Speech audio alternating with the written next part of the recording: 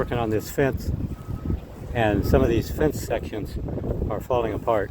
You can see here, see the gap in there? The fence is supposed to move around, and see, that one's just right up against it. Here you got a big gap. And so we took this mounting bracket off, because you can see there it's barely onto the 2x4.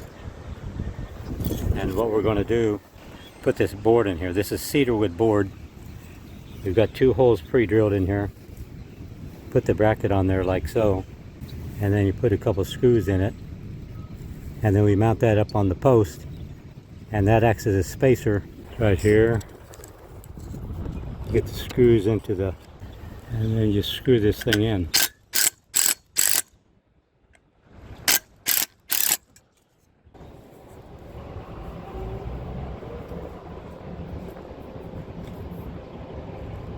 There, and we've got it all set in there now.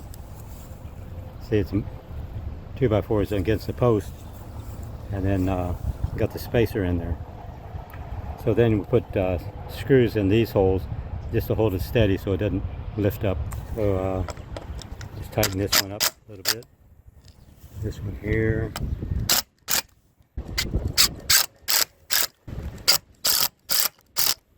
There we go. So that's one way you can fix a picket fence if you don't want to replace the horizontal boards.